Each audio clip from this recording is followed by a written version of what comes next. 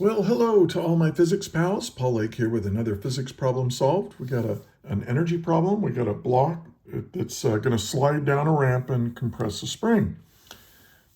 And we're going to be using mechanical energy and conservation of mechanical energy. So hopefully you're familiar with those concepts, but they're the concepts we're going to use.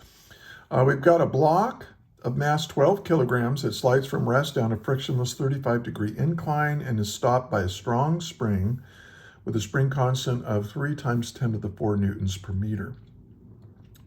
The block slides 3 meters from the point of release to the point where it comes to rest against the spring. When the block comes to rest, how far has the spring been compressed? Okay, so now what I suggest you do, pause the video right now and try to work this yourself. If you get stuck, hit play, or you just want to check your work against mine, that's a good idea. And I would, rather than skip around, I would listen to the whole thing because I do a lot of teaching while I'm explaining how to do this particular problem. So yeah, let's get started. So I always write down what's given by drawing a picture. So we've got a block, it's 12 kilograms, slides down a frictionless 35-degree slope. So let's draw this. And this is theta equals 35 degrees. And here's our little block up here. And here's our surface, right? And here's the spring when it's compressed. So basically it's frictionless, right? So it's frictionless, and it's going to come down here and it's going to compress this spring all the way.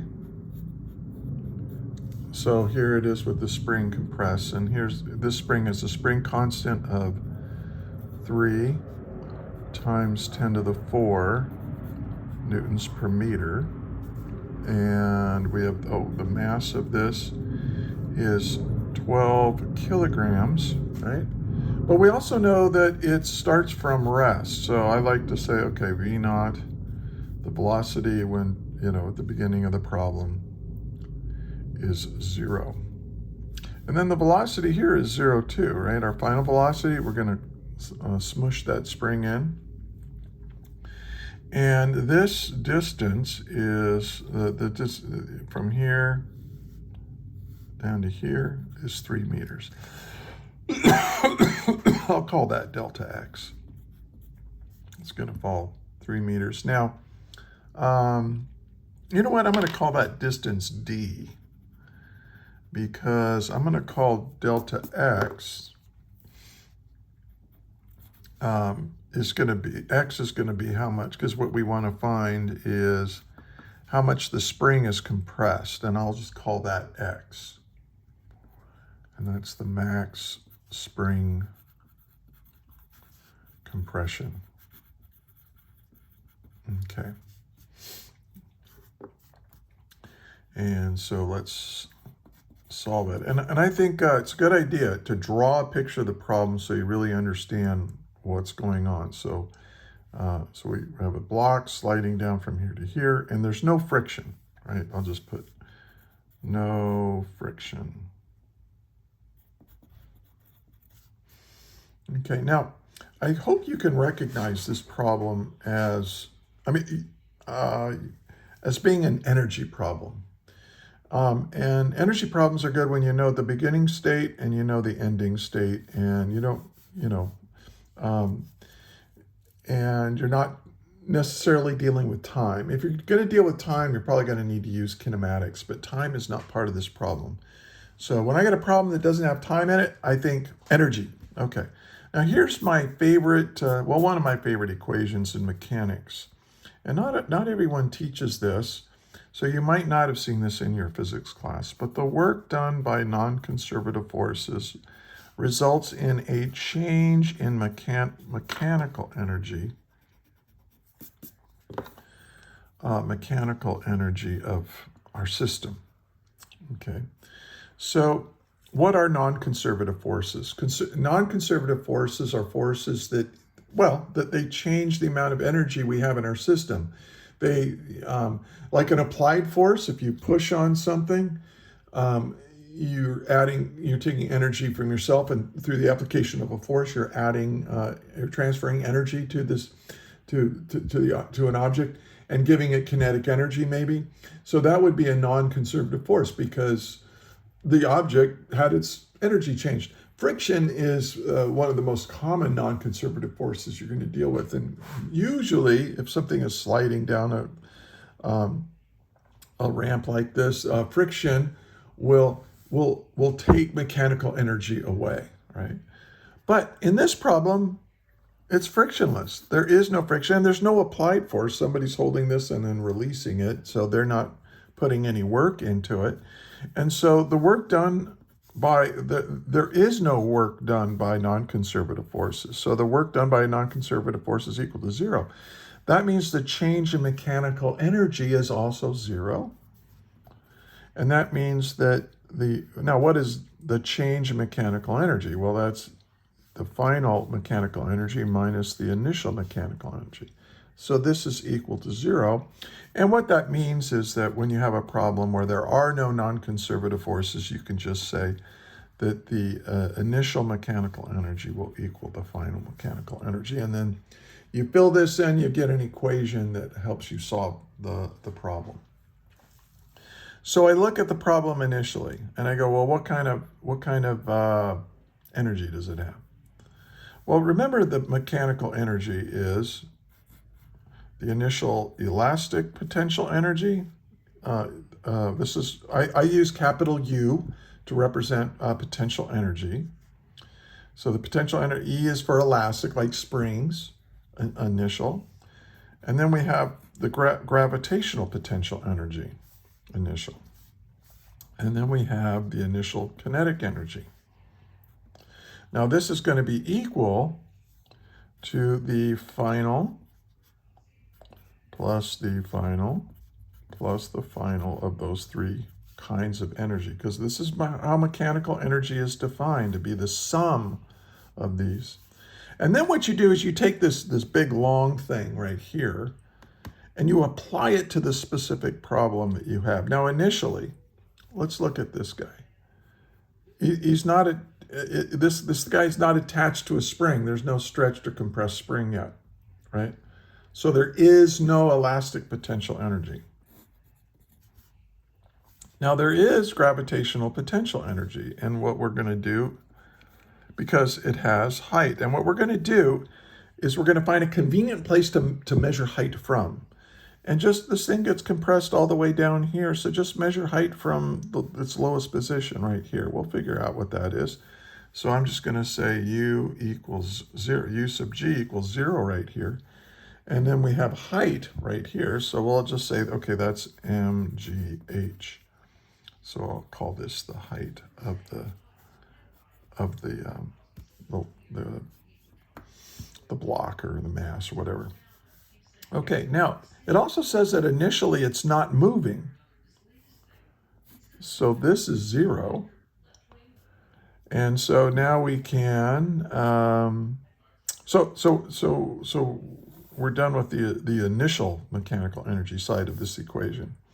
And then we go to the final mechanical energy. Well, yeah, we compressed the spring, right? And how much did we compress it? Oh, that's what we're trying to find. That's 1/2 the spring constant times the compression squared, right? That's the elastic potential energy equation. But then what is the gravitational potential energy? Well, we defined this level right here, this height, to be 0. So this is 0. Yeah, so this is 0.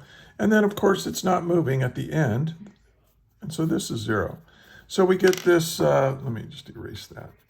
We get this sweet little equation right here. mgh equals 1/2 kx squared. So we can just solve for x, right? So let's solve for x. X equals 2 mgh divided by the spring constant, right? And then it was x squared, so we take the square root of that. Now, what do we know? We know the mass, that's 12 kilograms. We know what G is, 9.8. And then K, we know what K is, but we don't know what H is, right? We don't know what H is. How are we going to figure out? So this, by kind of solving for the unknown and then looking what it's composed of and saying, yeah, I know this, I know this, I know this, but I don't know this, that kind of tells me what I have to do next. Okay, I have to figure out what this height is. So I look at my diagram and I notice that I've got a right triangle here, right? So this is H, this is 35 degrees, okay? And then this hypotenuse right here is given to be 3 meters. So I think you can see that H is the opposite leg.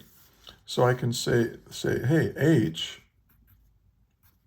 is equal to the hypotenuse times the sine of the angle. Remember that sine, by definition, is opposite over hypotenuse.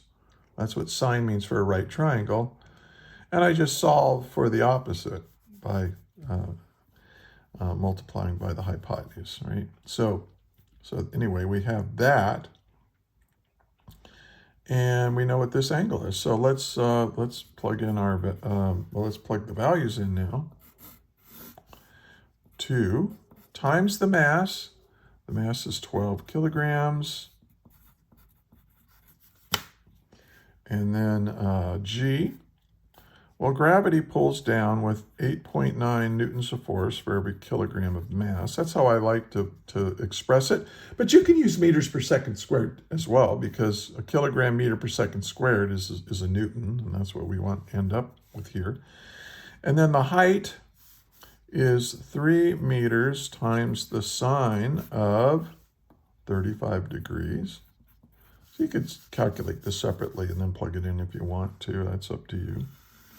And then we're going to divide it by the spring constant, which is 3 times 10 to the 4 newtons per meter, not newtons per kilogram, newtons per meter.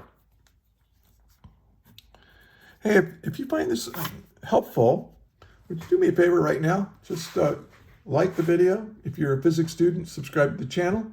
Share it with your friends. Share it with your teacher. And look in the description. There's lots of ways of getting other resources. I have lectures on this and other example problems. I'm also a private physics tutor, so if you would benefit from that, there's a link on how to get a hold of me. And in fact, that's where I got this problem from one of my tutoring clients who found me on YouTube. So it's pretty cool. All right, let's do the arithmetic here. 2 times 12 times 9.8 times 3 times the sine of 35 equals, and then I'm going to divide that by 3 times 10 to the 4 equals, and then I'm going to take the square root of that, and I get x equals 0.116 meters. Or you can call it 11.6 centimeters, or however you want to put that. But this is our final answer. And so, pretty straightforward problem, actually, if you understand under what circumstances mechanical energy is conserved. Remember that if there's no forces acting on your system that's adding or subtracting mechanical energy from your system, then mechanical energy is conserved. And what are the main non-conservative forces you're going to deal with in your physics class? Mostly it's going to be friction, kinetic friction, or an applied force. An applied force can take energy away or add energy to your system, so be careful. If your non-conservative force is doing positive work, then it's adding energy to your system. But if your non-conservative force is doing negative work, your change in energy will be negative. In other words, your final energy will be less than your initial mechanical energy. So keep that in mind. And then once you have this, just set it all up and then apply this to the specific problem. And hopefully, most of the stuff will go away because it's not actually involved in the problem that you're solving. And then you can reduce it down to an equation that just allows you to use good old algebra to solve for the unknown. And that's how it is done. I hope you found this valuable. And if you watched all the way to the end, I want to thank you very much for watching. And again, check the description for more resources. And until the next video, may the net force be with you always. That is all.